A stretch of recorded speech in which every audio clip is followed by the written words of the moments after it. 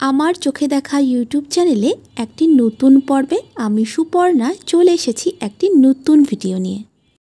আজকের পর্বে আমরা জেনে নেব অগ্রহায়ণ মাসের ইতু পূজার ব্রত কথাটি। কুমারী, সধবা, পুত্রবতী ও বিধবা সকলেই এই ব্রত করতে পারে। এই ব্রত করলে রমণীদের অসীম সুখে সুখিনী হয়। হাতে আলো, চাউল ও দূর্বা নিয়ে রমণীগণ ব্রত কথা শুনবে। এই ব্রত কার্তিক মাসের সংক্রান্তিতে আরম্ভ করতে হয় এবং অগ্রহায়ণ মাসভর প্রতি রবিবারে ইতু পুজো করতে হয়। অগ্রহায়ণ মাসের সংক্রান্তির দিন পুজো শেষ করে সেই দিন ইতুর স্বাদ দিয়ে সকলে প্রসাদ খাবে। প্রত্যেকে আলাদা আলাদা চিনি, সন্দেশ ও সাধ্যমতো ফলমূল দিয়ে নৈবেদ্য করে দেবে।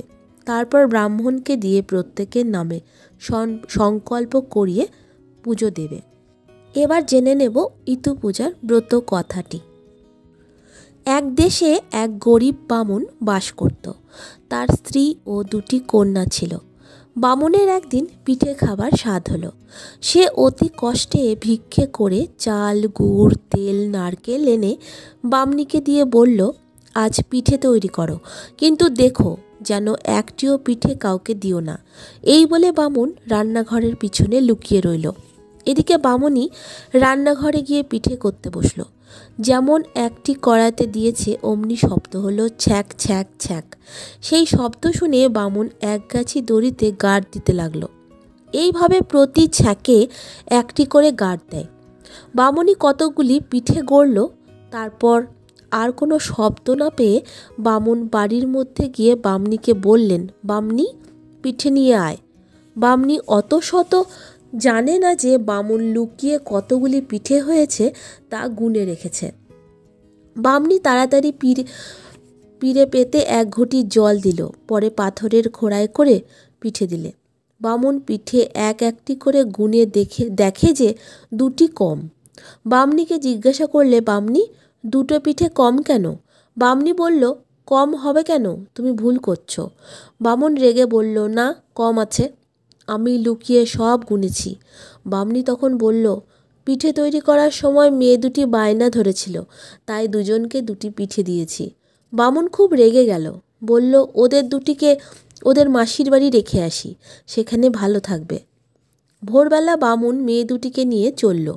সেদিন কার্তিক মাসের সংক্রান্তির আগের দিন। এক গভীর বনে গিয়ে মেয়ে দুটিকে সেখানে ফেলে বামুন পালিয়ে গেল। মেয়ে দুটি সেই বনের মধ্যে খুব কাঁদতে লাগলো। কাতরভাবে উভয়ই ভগবানকে ডাকতে লাগলো। পরদিন ভোরে পথ বেয়ে চলছে তো চলছেই। চলতে চলতে দেখতে পেল সামনে একটা বাড়ি। মেয়ে দুটিকে দেখতে পেয়ে বাড়ির গিন্নি জিজ্ঞাসা করল, কে বাছা তোমরা? মেয়ে দুটি কাঁদতে কাঁদতে সব কথা তাকে জানালো। বামুনের মেয়ে জেনে গিন্নি তাদের বাড়ির ভেতর নিয়ে গেল।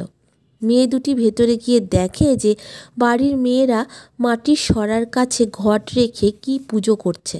তারা গিন্নিকে জিজ্ঞাসা করল, মা, ওরা কি পুজো করছে? গিন্নি বলল, এর নাম ইতু পূজা। আগের দিন উপোস না করলে এ পূজা হয় না। মেয়ে দুটি বলল, আমরা কাল থেকে কিছু খাইনি। তখন গিন্নি তাদের পূজার জোগাড় করে দিল। মেয়ে দুটি কার্তিক সংক্রান্তিতে ইতু পূজা করল। ভক্তের অধীন দেবতা। মেয়ে দুটির অবিচলিত ভক্তি দেখে ভগবান সূর্যদেব ওদের নিকট এসে বললেন, হে কন্যাদ্বয়, আমি তোমাদের পুজোয় সন্তুষ্ট হয়েছি, তোমরা বর প্রার্থনা করো।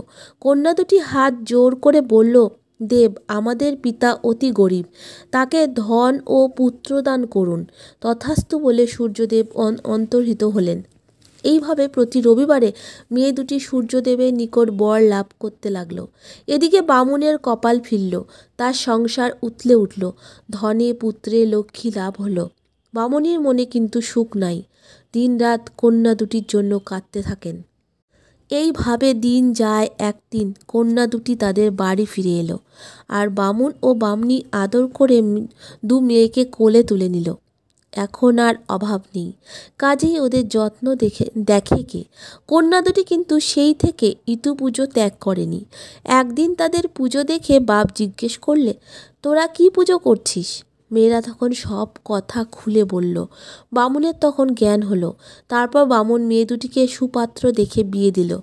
আর সেদিন থেকে বামনীয় ইতু পুজো আরম্ভ করলো। দেখতে দেখতে জগতে ইতু পুজো প্রচার হলো।